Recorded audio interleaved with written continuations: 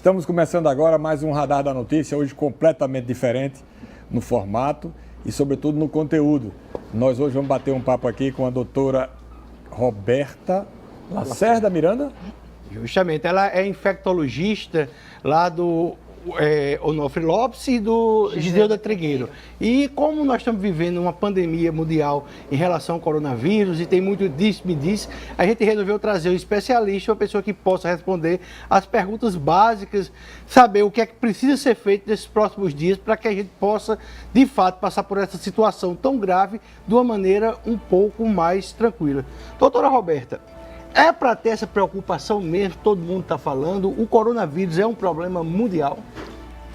É um problema mundial.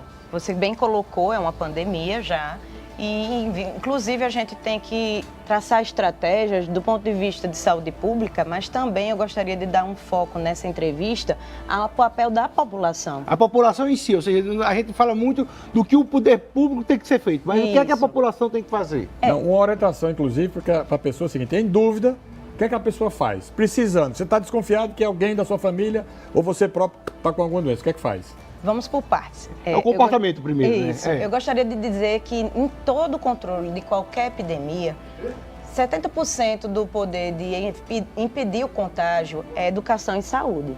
E o papel da população é fundamental. A gente tem que orientar diretamente a população quais são os sintomas leves, quais são os sintomas graves e o fluxo para onde que elas devem se dirigir. Nesse exato momento, a nossa cidade, o estado do Rio Grande do Norte, ele está em fase 1, que é a primeira fase da epidemia, quando a gente tem transmissão apenas por casos importados. Mas a gente tem que entender, num contexto epidemiológico, que ter um caso confirmado não significa ter apenas um. Isso é apenas um rastreio que a gente consegue tirar do número de casos que a gente Ou seja, o número de pessoas infectadas pode ser bem maior, apenas não apresenta. Claro, e isso não é questão de pânico nenhum, é a regra matemática. Você não vai conseguir fazer como na Coreia do Sul, Hong Kong, e rastrear todo mundo para fazer exame. São populações menores, com alto poder aquisitivo, recursos. Logisticamente foi possível fazer isso lá, é interessante, a OMS recomenda, mas a gente tem que agir de acordo com as nossas potencialidades e com a nossa capacidade. Se a gente está num país continental, a gente tem que ter estratégias. E a estratégia é essa. Os casos suspeitos, que são as pessoas que estiveram em local de transmissão sustentada, que é a fase 3. Fase 2, então, retomando, é quando você tem um contato dessa pessoa que veio de fora, que adoece, o pai e a mãe que moram com ela, a pessoa que trabalha com ela, quem teve um contato próximo. Contato próximo significa estar à frente da pessoa por 15 minutos, por menos de 2 metros, sem uma máscara, e a pessoa espirrar. Ou seja, se um de nós três estiver com coronavírus, o outro está lascado. Assim, a gente poderia estar um pouquinho mais afastado. Mas não tem espaço. Mas, basta acreditar que a senhora queria o importante que fosse é que maior nós estamos assintomáticos, né? Que nós não estamos com sintomas, espero. Depois a gente conversa. Não espirrou mais não, né? Não, eu não, faz tempo. Bora lá. Mas, brincadeiras à parte, a gente precisa usar o humor como estratégia, né? Porque o programa aqui é um pouco mais leve a forma que a gente faz, sem perder a seriedade. Tem que orientar. Eu acho que nesse momento é fundamental, a população está se sentindo muito insegura e muito desorganizada nos seus fluxos. Deixa eu perguntar uma coisa. Por exemplo, Recife, a cidade de Recife, o estado do Ceará, eles suspenderam as aulas. O Rio de Janeiro também já suspendeu as aulas. Rio Grande do Sul também. O que a senhora acha disso? É uma medida exagerada? Vamos lá. Eu gostaria de colocar exatamente a sequência do raciocínio do estudo das epidemias nesse sentido e comparando o que a gente já vem comentando, que a gente está 1 mês e meio atrás da situação atual da Itália e temos um hemisfério norte com 2 meses de epidemia para estudar, receber esses artigos e entender as medidas que foram importantes e as que não foram. Foi um tiro no pé na Itália, fechar as escolas, naquele momento em que já havia totalmente uma disseminação e foi muito tardio. E aí os pais, né, entraram, os avós que cuidavam dos netos acabaram se infectando, a gente teve uma morbidade maior. Então eu acredito que realmente a gente não precisa fazer medidas restritivas só na fase 3. Isso é a visão de alguns especialistas, é em consenso. Nós estamos discutindo enquanto especialistas. Semana passada houve uma reunião do Ministério da Saúde com todas as sociedades médicas, infectologia, medicina intensiva, gineco-obstetrícia, pediatria, para exatamente definir quais são esses parâmetros, quando restringir aulas, quando fazer isolamento. E aí tem 2 pontos importantes que são esses. Numa estratégia de fechar a escola e a população não fazer a sua parte, não adianta. Ninguém que tenha um filho adolescente sabe que ele sem aula vai ficar em casa. Se não houver mudança estratégica do comportamento da população.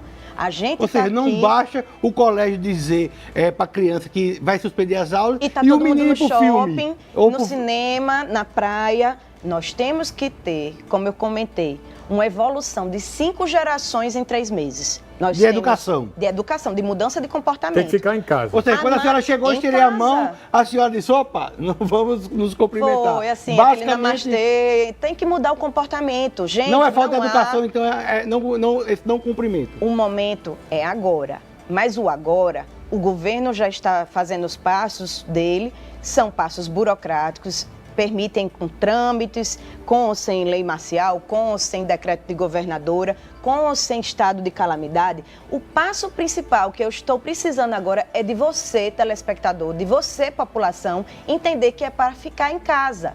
Não estou dizendo que as pessoas vão parar de trabalhar, mas evitar o contato social o máximo possível. Não há mais uma possibilidade da gente estar o tempo todo vendo as pessoas fazendo grandes festas, grandes eventos, grandes aglomerações, se nós já temos caso confirmado. É uma questão matemática. Em questão de dias, a gente vai estar na fase 2, semana. É muito difícil precisar esse número, porque os exames ainda não são feitos, os confirmatórios aqui. Vão para o Instituto Evandro Chagas, no Pará. Leva-se um tempo para a aviação levar, tem uma questão de voo, é uma amostra biológica, tem toda uma questão de conservação. Então, a gente tem um atraso aí de pelo menos 7 dias para esses diagnósticos que estão sendo feitos da semana passada. O primeiro caso confirmado foi dia 1º de março. E nesse intervalo, as pessoas que estão com suspeita? Estão sendo monitoradas, isoladas. Isoladas. Mas aí aqui está, eu lhe pergunto, é certo que ela está realmente isolada ou ela está saindo de casa?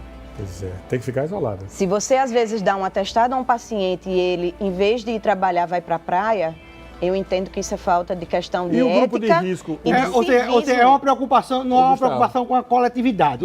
Exatamente. O direito de ir e vir, ele é individual, ele é menor do que o direito da coletividade Do outro lado, em relação... Gustavo, o grupo de maior risco, por exemplo, pessoas acima de 80 anos, 70, 80 anos, elas podem, nesse momento, sair de casa normalmente ou devem ficar em casa? Não. A recomendação, já desde a semana passada, as nossas sociedades médicas apontaram algumas soluções, que é o que a gente chama de medidas não farmacológicas, tudo que não depende de governo, não depende de remédio, de vacina, mas apenas mudanças de comportamento. O que a gente tem estudado da epidemia no hemisfério norte é que esses países, Hong Kong, Singapura e Coreia do Sul, que são vizinhos da China e que não tiveram muito problema, próximos. Né? Imagine a ponte Newton Navarro, Natal sendo a China e a Ridinha sendo Hong Kong. Uma passagem de milhares de pessoas diárias foi diminuída para 700 por dia. Houve uma restrição de pessoas. A própria população, não foi uma lei marcial, autonomamente elas decidiram por não sair à rua, por não entrar em aglomerados, evitar o por risco, evitar o risco. Doutora, então é uma questão de orientação individual. Claro que as pessoas vão trabalhar, vão pegar um ônibus e infelizmente existe esse contato, toma um banho quando chegar em casa, passe álcool, se possível, se não tiver álcool, dada a escassez e o charlatanismo da especulação do preço, usar água e sabão e devidamente com os 20 segundos também é suficiente. A gente precisa entender que não é para ir correndo para os supermercados, a gente tem que ter essa empatia e responsabilidade social que o pânico não vai nos ajudar a vencer nada. Eu queria fazer uma pergunta específica. É o momento específica. de ser organizado e trabalhar a educação da população. Quero fazer uma pergunta específica. Eu tenho um irmão que mora em Lisboa. Está programado de vir para Natal. Adorei sua pergunta. Ele vem, só para concluir, ele mora em Lisboa. Ele mora em Lisboa. Vem ser hóspede na casa de minha mãe, que tem 80 mais de 80. anos. Está no grupo de mais risco. Qual é o procedimento recomendado? Ele não vai para casa da sua mãe. Ele vai para sua casa. Não, ele vai ficar no Por que ele apartamento vai à parte. vir? Não, ele está pensando, já aconselhamos ele a cancelar, porque ele tem um evento aqui, ele faz um rally. Vai ser cancelado. Provavelmente. A senhora acha... Mas qual era o procedimento recomendado? Isso é contraproducente, gente. Eu acabei de dizer isso. Se eu tenho... Não tenho que esperar uma lei marcial, nem um decreto da governadora. É uma questão óbvia. Quem tem mais de 80 anos, 18% está morrendo. 18% na Itália, né? É o que está gerando na Itália uma taxa de mortalidade de 7,5%, frente a países como Hong Kong, Coreia, que tem 0,5%, 1%, e em geral na China foi 4,5%, 3%, mas é esse grupo em específico, mais de 60 anos, em alguns casos maior do que 50. Já existe um decreto da governadora dizendo que os profissionais do Estado com mais de 60 anos sejam eletivamente colocados em home office, em atividades que não tenham contato com o público. Então é contraproducente uma pessoa estar vindo de uma área de alto risco de transmissão, porque o epicentro da pandemia hoje é a Europa. Nós já teríamos que ter restrição de voos, restrição de cruzeiros, fazer um cordão sanitário. E aí eu digo, não espere por um médico, não espere por uma orientação do seu chefe. Tenha essa conduta individual. Se eu estou vindo de viagem de uma área de transmissão alta, lembrando, a primeira fase, casos importados. A pessoa lá que veio de São Paulo, da Itália, e depois fez um jantar, ele é o caso inicial importado. Quando um familiar dele do jantar se contamina, temos transmissão local, é a fase 2. E quando eu vou para o shopping, pego a doença e não sei de onde peguei, não tenho esse contato do primeiro caso índice, é a fase 3, São Paulo, Rio de Janeiro, transmissão comunitária. Só para concluir, quem estiver vindo, por favor, de viagem de São Paulo, Rio de Janeiro ou áreas que já estejam em fase 3, porque todo dia isso muda dependendo dos números do Ministério, fique em casa 7 dias, não mantenha contato com idosos, faça esse tipo de medida restritiva individual. Está todo dia na mídia a orientação de que o distanciamento social permite que a gente aplane a curva da epidemia e não faça aquele pico. Explica um pouquinho o que é essa curva da epidemia, por favor, doutora. Toda epidemia ela tem uma escala logarítmica. E aí eu sei que o pessoal não gosta muito de matemática, mas 1 contamina 2, 2 contamina 4, 4 contamina 8, 16, então é uma escala logarítmica, 2 elevado a 2. A cada dia os números dobram e a cada uma semana duplica, 10 vezes mais. Então, se em 1º de março nós temos um caso, nós já temos centenas de casos. O estado do Rio Grande do Norte tem quantas pessoas? 3.500.000 pessoas. Então, a gente tem que fazer o cálculo baseado nisso. Nós estamos em fase 1, é um momento oportuno da gente fazer essas medidas restritivas, individuais e de mudança de comportamento, porque isso permite uma progressão lenta do contágio e as pessoas vão entrando em contato com os serviços lentamente e não todo mundo adoecendo ao mesmo tempo. Porque não tem leito suficiente. Não tem nem a entrada da emergência suficiente. Não tem nem UTI. Vamos fazer aqui um raciocínio. Hoje, atualmente, independente de Covid, vamos fazer o raciocínio. Todo mês, de março a junho, nós temos sazonalmente, temporalmente, uma epidemia das nossas arboviroses e do influenza. Fora a parte, no meu contexto de doença infecciosa, o Brasil já vive uma epidemia que a primeira causa de doença com morte no mundo é a tuberculose, associada ao HIV. Então, na minha fila do Giseuda, para um ventilador, que é aquele aparelho de respiração artificial, o Covid vai ter que bater na porta e pedir licença para o HIV, para a tuberculose, para a histoplasmose, para a pneumocistose, todas essas outras doenças. E nós temos condições de receber? Não temos ainda. A gente tem alguns leitos, né? Alguns leitos que estão sendo programados, a enfermaria ainda está em reforma, mas a progressão da doença é rápida. Então, por isso que eu tenho que ter o apoio da população. Em relação à progressão da doença, esse é o momento de agir. Nós não estamos sendo alarmistas, nem estamos sendo alienados. O problema da população brasileira é que ela adora se polarizar. Não existe... Questão ideológica da doença. Isso. Não é esquerda ou direita. Não quero entrar nesse mérito não, mas o que eu quero dizer... O pessoal também está discutindo isso. Não, mas é isso que eu não entendo. O momento atual é de parar com esse revanchismo, porque a doença é democrática e ela vai atingir a todos. Todos serão transmissores potenciais, mas nós temos que ter dentro de nós a certeza que somente a população educada, identificando os sintomas ou os fatores de risco, como o senhor bem falou, vindo de uma área de transmissão, permaneça em casa, mesmo sem sintomas. Deixa eu só concluir, gente, por favor, que isso é muito importante. Eu também quero fazer uma pergunta. Fique em casa, porque esses 7 dias de isolamento é fundamental para detectar se tem sintomas ou não. Sendo com sintomas, aí sim o que vocês me perguntaram, onde buscar ajuda? No posto de saúde, a gente só deve ir se tiver sintomas importantes. As redes... Tipo, que tipo de sintoma? Sintoma leve nessa situação seria febre menor do que 38, 37,8. Você não tem nenhuma doença crônica, porque é uma faixa da população.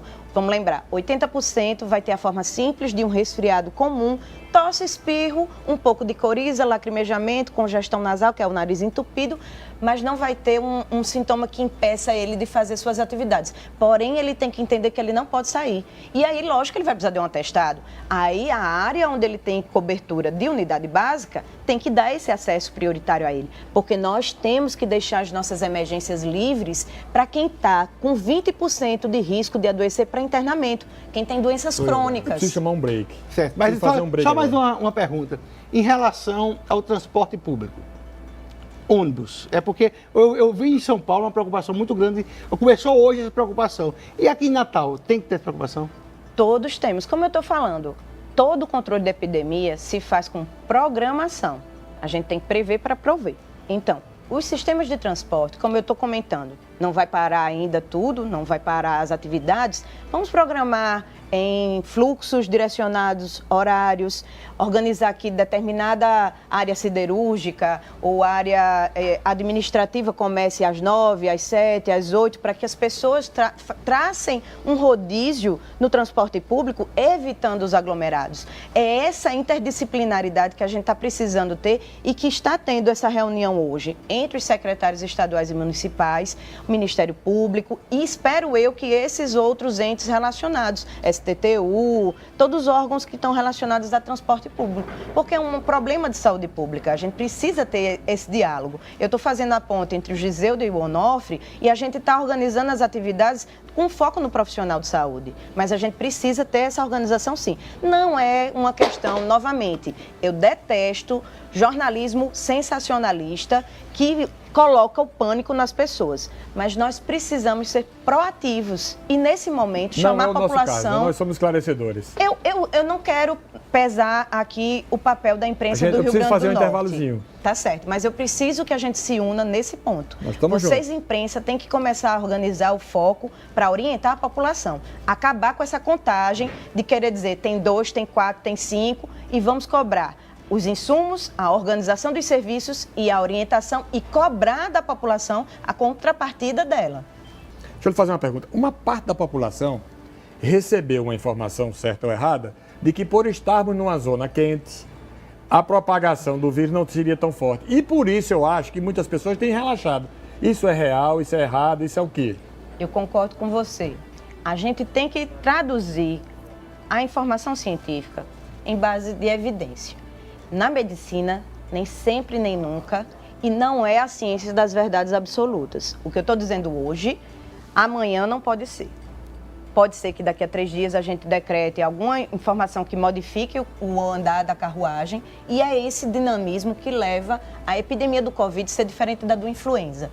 Então, respondendo a sua pergunta, sim, existem estudos que mostram que em temperaturas maiores e em maior umidade, o vírus permanece um pouco menos tempo nas superfícies. Mas eu lhe pergunto, adianta ele ficar 5 segundos em vez de horas e todo mundo tocar ali, não passar álcool e tocar uns nos outros? Conclusão. A transmissão é a mesma. Não adianta pensar no agente se você, que é o vetor, transmissor, que a gente está em contato com as superfícies, não vai ter o cuidado adequado. Então, vamos parar de passar a mão na cabeça de quem está alienado achando que essa é uma epidemia que não vai afetar a todos. Eu falo muito sobre uma geração de jovens que é aquela do You Only Live Once. É uma tendência do pessoal mais jovem, nascido agora em 2000, que desligou o cordão umbilical e conectou o USB diretamente e vive uma vida virtual, selfie, egocêntrica, de fazer apenas a ideologia de fazer ativismo digital, mas na hora de pôr o pé na ação, dá para trás e quer ficar em casa, isolado, com medinho da epidemia. Então, eu gostaria de dizer a essas pessoas que nem ao medo, nem à histeria, nem ao pânico. Vamos fazer com que o medo se transforme em informação, mas em ação. A ação é essa, individual. Mudar os hábitos de comportamento, não tocar nas pessoas, não abraçar, não beijar, não é sinal de desrespeito, é um sinal de cuidado. E principalmente essa questão de evitar as aglomerações. Como você me perguntou, vai fechar a escola? Não vai? Volto a responder, não adianta cessarem as escolas e as pessoas estarem nas ruas, fazendo movimentos, festas, eventos, se aglomerando. Esse é um momento de precaução. Minha avó já dizia, boa romaria faz quem em sua casa está em paz. Todo Mas mundo a em casa, verdade então. é essa. Mas se a pessoa quiser, por exemplo, pegar a família e ir para uma praia de veraneio aqui, passar 15 dias lá, isolada com a família, isso é bom ou é ruim? Eles estão me perguntando isso. A questão é que o vírus não vai deixar de ir para a praia, não. Ele vai acompanhar todo mundo. Mas como é isolado? E a gente tem uma população que tem muitas casas de praia. Não existe isso, não existe êxodo do Covid. Esqueçam essa parte.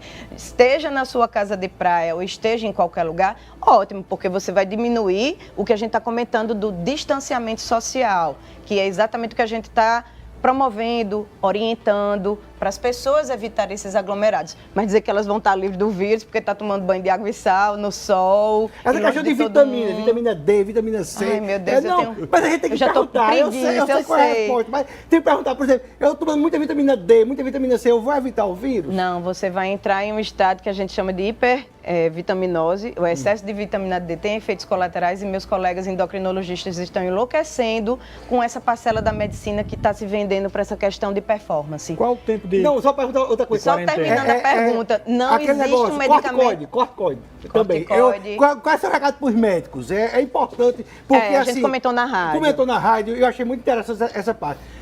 Vai no pronto-socorro, o médico vai pensar duas coisas, antibiótico e corticoide. Como é que está a situação dele? Você falou para a pior pessoa isso, porque infectologista é a pessoa que menos prescreve antibiótico e que usa corticoide com moderação. Foram vistos nos últimos estudos que o corticoide evoluiu com gravidade nos pacientes com Covid. Então, se a gente está em vigência de uma sindemia, que é quando você tem uma confluência de epidemias, nós naturalmente nessa época do ano já temos dengue, chikungunya, zika. Os números mostram que no primeiro trimestre desse ano já está maior do que o do ano passado. Isso já foi alertado, é uma curva natural, não existe surpresa para a gente disso. É natural e importante lembrar o colega que está no pronto-socorro que ele deve ser comedido quando necessário utilizar o corticoide. Ele é muito importante em várias doenças, asma aguda, artrite reumatoide, lúpus, mas precisamente a gente tem que ter moderação. É uma metralhadora giratória, fala mais do que nós, Fala, muito mais do que você. vai apertar o Deixa eu lhe fazer uma amanhã. pergunta, doutora Roberta. Duas coisas. A primeira é a seguinte. Quando podemos dizer que a pessoa que estava contaminada ficou boa? Esse é o primeiro ponto. E o segundo é o seguinte, os Estados Unidos anunciaram ontem que estão testando, a partir de hoje, uma vacina em humanos, já testada em animais, com relativo sucesso. Você crê nisso? Por partes. A primeira pergunta foi sobre... Quando se pode dizer que uma pessoa que estava infectada ficou liberada para convivência social? Essa questão ainda está sendo respondida com os artigos porque a doença realmente ela é dinâmica. É nova, né? Mas o que a gente tem preconizado pelo Ministério da Saúde e a Organização Mundial de Saúde é que 14 dias depois de dado o diagnóstico, a viremia, que é a quantidade de vírus no sangue, já reduz bastante e ele não é mais transmissor. Por isso que se libera do isolamento. Vamos lembrar só uma coisa que eu queria dizer do isolamento, que mexe muito com essa questão de empatia e responsabilidade social, é que agora, dia 11 de março, o Ministério da Saúde decretou uma portaria que regulamenta a responsabilidade civil e jurídica sobre o isolamento domiciliar. Então, se eu oriento uma pessoa a ficar 7 dias ou 14 dias em casa e ela não respeita esse isolamento, ela vai ser penalizada. Como é que a senhora avalia o governo federal, o governo estadual? Deixa eu responder a segunda pergunta dele, da vacina. Certo. Não é novidade para a gente, já existem estudos. Vamos lembrar que esse SARS-CoV, dividindo, né? Covid-19, a pneumonia, a doença grave, e SARS-CoV-2, o vírus. Esse vírus já existe. O coronavírus. Já é conhecido. Desde 1936. Mas o novo coronavírus? Desde 2019, em dezembro na China. E antes dele a gente teve duas grandes outras epidemias. O SARS-CoV de Guangdong, outra província da China, em 2002, e o MERS-CoV, que era do Oriente Médio, em 2012. Lembrando que esse de 2002 a mortalidade foi em torno de 9% e o MERS-CoV foi de 43%. Ixi, Maria, muito alto. Alto, mas aí foi lá naquela área do Oriente Médio. O nosso está entre 4,5%, podendo variar dependendo das características demográficas de cada país, como a Itália, que tem muito idoso, teve aquela confluência de fatores, foi uma tempestade perfeita, alta umidade, temperatura baixa, aglomerados, grande afluxo de turistas e, por isso, uma grande quantidade de pessoas infectadas ao mesmo tempo. População muito idosa. Exatamente, muito longeva. A conta não fecha. Não há leitos de UTI suficientes para atentar para essa epidemia, a menos que você aplane a curva, que você consiga que as pessoas diminuam esse contágio e, consequentemente, aos poucos as pessoas vão adoecendo e se imunizando, que a gente ainda não sabe por quanto tempo ou se é permanente, mas se tem novas infecções, porém mais brandas. Como a gente já sabe das crianças, como eu disse, desde 1936 se conhece coronavírus, mas a questão é que quando a gente estuda epidemiologicamente o sucesso de Hong Kong, de Singapura, desses outros países, foi o controle da população. 70% do sucesso do controle dessas epidemias não foi com poder público, não foi com lei marcial, não foi com fechamento obrigatório. Foram as próprias pessoas fazendo isolamento social. Doutora, a gente está quase acabando o nosso tempo. Consciência Como das pessoas. a senhora avalia o governo federal, o estadual e o municipal? Eu vou só completar em relação a isso. Combate? O Brasil é um dos poucos países da América do Sul que não tomou nenhuma posição ainda em relação mais drástica em relação a esse coronavírus. Por exemplo, a Argentina fechou as fronteiras, o Paraguai fechou, Colômbia, a Venezuela, o Chile fecha hoje. O Brasil não está muito parado. Eu sei que o jornalista gosta de colocar um entrevistado na parede, mas nesse ponto a gente tem que ter noção da nossa continentalidade. E a minha opinião pessoal não pode ser uma levada em consideração sem o contexto de um consenso de técnicos. Nesse exato momento, existe essa divergência de várias profissões, tem epidemiologistas, tem infectologistas, tem um órgão muito bem assessorando o Ministério da Saúde. Isso é digno de nota. Nós, especialistas, louvamos. Lembremos, como eu falei na rádio, que quando a OMS decretou estado lá, que os pacientes que eram vítimas ou suspeitos da doença eram só da província, o Brasil já considerou a China. Então, a gente tem medidas muito antecipadas. E há essas que a gente tem realmente divergência. Talvez já seja o momento de se pensar em fechar fronteiras, em evitar esse contato com os outros países. Cada um, se eu estou falando isso em nível individual, de você ficar em casa, por que não país? Extrapolando para termos continentais. Doutora Roberta, o nosso tempo voou, terminou. O nosso tempo acabou. Queria agradecer a senhora. Descobri hoje que é irmã de Renatinha, minha amiga, até parecida. Obrigado pela entrevista, sensacional, muito esclarecedor. Volume de informações. Nunca eu tinha visto obrigado, tanto retorno aqui na hora do programa. Tá bom, muito obrigada. E boa sorte aí na sua guerra e na sua luta. Obrigada.